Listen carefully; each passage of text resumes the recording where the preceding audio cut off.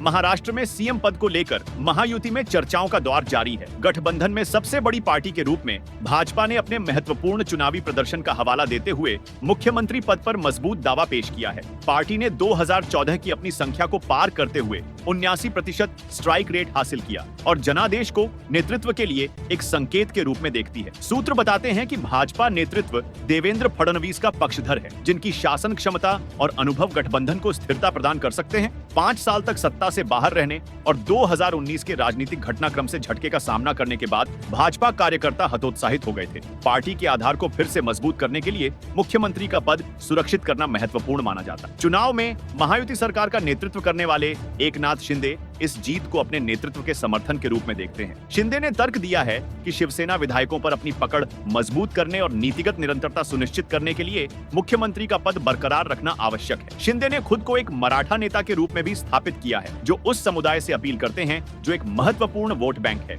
मुख्यमंत्री का पद खोने से उनका अधिकार कमजोर हो सकता है और उनके नेतृत्व वाला शिवसेना गुट अस्थिर हो सकता है। खींचतान के बीच अजित पवार बीजेपी के दावे के आश्चर्यजनक समर्थक बनकर उभरे हैं। कथित तौर पर उनका समर्थन गठबंधन के भीतर सहज समन्वय की इच्छा और देवेंद्र फडणवीस के साथ उनके व्यक्तिगत तालमेल से प्रेरित है। भाजपा के नेतृत्व वाली सरकार के लिए पवार की प्राथमिकता को एकनाथ शिंदे के बढ़ते प्रभाव को संतुलित करने और गठबंधन में अधिक न्यायसंगत सत्ता साझाकरण व्यवस्था सुनिश्चित करने की रणनीति के रूप में भी देखा जाता है। महाराष्ट्र के विधानसभा चुनाव में यूपी के सीएम योगी आदित्यनाथ की सभाओं में भारी भीड़ उमड़ती थी। उनके बयानों ने जनता में बीजेपी के लिए एक लहर पैदा कर उनके नारे बंटोगे तो कटोगे ने हिंदू वोटरों में जबरदस्त ध्रुवीकरण करने का काम किया। महाराष्ट्र में उनकी सभाओं की इतनी मांग थी कि बीजेपी के लिए उनको लगातार सभाओं में व्यस्त रखना कठिन हो गया। महाराष्ट्र बीजेपी के अध्यक्ष चंद्रशेखर बावनकुले ने कहा कि सीएम योगी की सभाओं की इतनी डिमांड थी कि हम उसे पूरा नहीं कर पाए। उन्होंने कहा